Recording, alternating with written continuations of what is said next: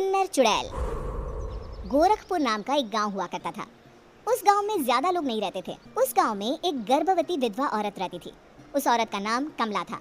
कमला अपने घर में अकेली रहती थी। उसके पति की सारी जायदाद उसके नाम हो गई थी, पर सभी गांव वाले उस औरत को मनहूस औरत समझा करते थे और सभी उससे नफरत किया करते थे। एक बार कमला राशन की दुकान पर खाने का सामान खरीदने जाती है। भैया जी, जरा 1 किलो दाल चावल देना। अरे हाय हाय हाय हाय हाय, अरे मनहूस औरत, मेरी दुकान में अपशुगन करवाने आ गई क्या है? चल जा यहाँ से, मैं कुछ नहीं देने वाला तुझे। भाग भाग यहाँ से, चल जा निकल।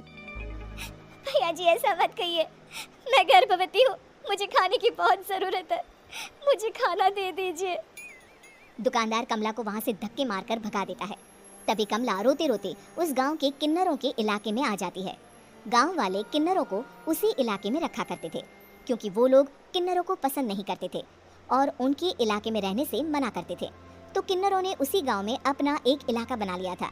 जब किन्नर लोग देखते हैं कि एक गर्भवती महिला रोते रोते उनके इलाके में आ गई है, तो सारे किन्नर कमला के पास जाकर उसका हाल पूछने लगते हैं। क्या हुआ बहन, तुम्हारी गर्भवती अवस्था में इतनी बुरी हालत कैसे है? तुम रो क्यों रही हो?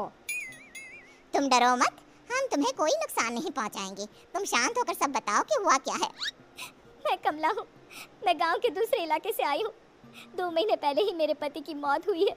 मुझे गांव के लोग मनहूस मानते हैं, क्योंकि मैं विधवा हूँ और गर्भवती भी।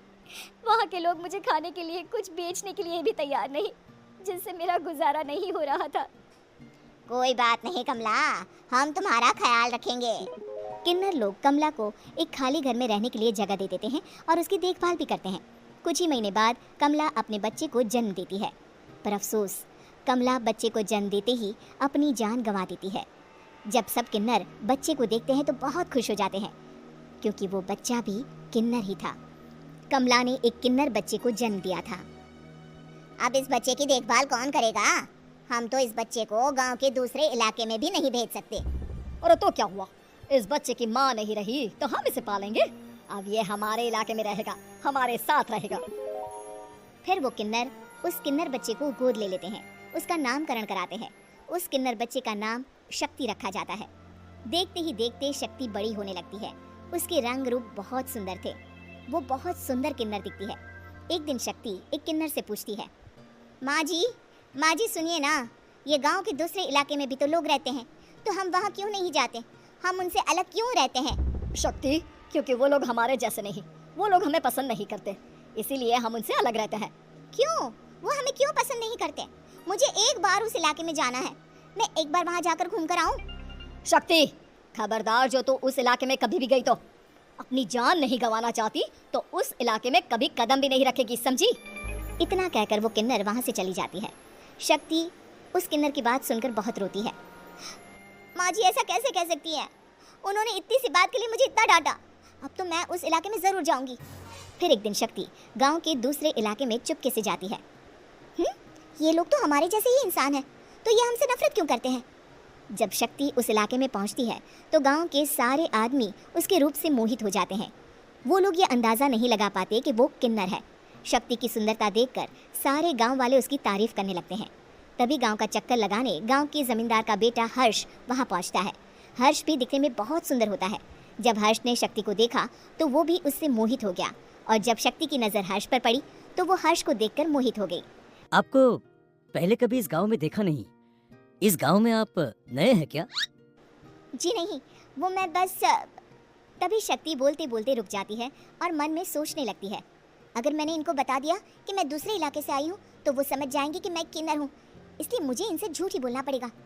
शक्ति हर्ष को कहती है, जी हाँ, मैं इस गांव में नई आई हूँ, यहाँ अकेली रहती हूँ। वैसे आप कौन है? आप भी इसी गांव में रहते हैं? जी हाँ, मैं इस गांव के जमींदार का बेटा हूँ। आपको किसी भी चीज की जरूरत पड़े तो आप मुझे बता देना, मुझे अच्छा लगेगा। ऐसे ही शक्ति और हर्ष एक दूसरे से रोज मिलने लगते। वो दोनों अपने प्यार का इजहार करने एक दूसरे से मिलने जाते हैं। तभी शक्ति का पीछा करते करते एक किन्नर वहां आ जाती है। शक्ति, मैं तुमसे बहुत प्यार करता हूँ। मैं तुमसे शादी करना चाहता हूँ। क्या तुम मुझसे शादी करोगी? हाँ हर्ष, मैं तुमसे शादी करूंगी, पर मैं तुमको अपने बारे में एक सच्चाई बताना चाहती हूँ जो मैंने तुमसे छुपा कर रखी है। तभी उनके बीच में ही वो किन्नर आ जाती है। शक्ति, तेरी हिम्मत कैसे हुई ऐसा करने की? वो किन्नर शक्ति को खींचकर गांव के जमींदार के पास ले जाती है। हर्ष भी वहां शक्ति को बचाने के लिए पहुंच जाता है। जमींदार शक्ति और हर्ष के प्यार के बारे में सुनकर गुस्से में आ जाता है और शक्ति को गांव के बाहर निकालने की सजा देता है। शक्ति ये बात सहन नहीं कर पाती और कुएं में कूदकर अपनी जान दे देती है। जमींदार हर्ष की शादी गांव की एक लड़की से करवा देता है, पर हर्ष इस शादी से खुश नहीं होता। शक्ति अपना बदला लेने के लिए मरने के बाद किन्नर चुड़ैल बन जाती है। अब मैं इन गाँव वालों को नहीं छोड़ूंगी, अब इनसे मैं अपने प्यार का बदला लूंगी। किन्नर चुड़ैल गांव वालों को परेशान करना शुरू कर देती है। एक बार वो रात को गांव के खेतों में पहुंच जाती है और वहां आग लगा देती है। सारी फसल जल के राख हो जाती है। जब एक आदमी रात को उठकर देखता है कि खेत में आग लग गई है तो वो वहां पहुंच जाता है। वो देखता है कि खेतों के बीचों बीच एक किन्नर चुड़ैल खड़ी है और वहां खड़े होकर ताली बजा रही है। गांव वाला किन्नर चुड़ैल को देखकर बेहोश हो जाता है। जब सुबह उस आदमी को होश आता है तो वो सीधा जमींदार के पास जाता है। अरे जमींदार साहब, अरे वो किन्नर चुड़ैल ने मेरी सारी फसल जला दी। अब मैं क्या करूंगा, क्या होगा मेरा? जमींदार चुड़ैल किन्नर का नाम सुनते ही सब कुछ समझ जाता है। अब वो बहुत डर जाता है। उसी रात को जब जमींदार डर के मारे अपने कमरे में सो नहीं पाता, तभी वहां अचानक से किन्नर चुड़ैल आ जाती है। किन्नर चुड़ैल जोर जोर से जमींदार के आगे खड़ी होकर हंसने लगती है और ताली बजाने लगती है। जमींदार उस डरावनी किन्नर चुड़ैल को देखकर बहुत डर जाता है। तूने मेरे साथ बहुत बुरा किया, अब मैं तुझे जान से मार दूंगी। नहीं नहीं नहीं नहीं नहीं, मुझे माफ कर दो, मुझे मत मारो। मैं कभी ऐसा दोबारा नहीं करूंगा। अब तुम जो बोलोगी वही मैं करूंगा। ठीक है, मैं चाहती हूँ कि किन्नर इलाका गांव के इलाके से जुड़े और गांव का कोई भी आदमी किन्नर समाज से द्वेष ना करे, उससे नफरत ना करे, नहीं तो मैं सारे गांव को मार दूंगी। और तुम गांव में एक नया कानून बनाओ कि अगर किसी ने भी किन्नर समाज को हानि पहुंचाने की कोशिश भी करी या इनसे भेदभाव करने की भी कोशिश करी तो उनको कड़ी से कड़ी सजा मिलेगी। हाँ, मैं ऐसा ही करूंगा। तुम जो बोलोगी वो मैं करूंगा, पर मुझे जाने दो प्लीज। तब वो किन्नर चुड़ैल वहां से चली जाती है। गांव का जमींदार किन्नर चुड़ैल का कहा मानते हुए दोनों इलाकों को एक कर देता है और नया कानून भी लागू कर देता है। तब से वहां किन्नर समाज और बाकी गांव वाले शांतिपूर्वक रहने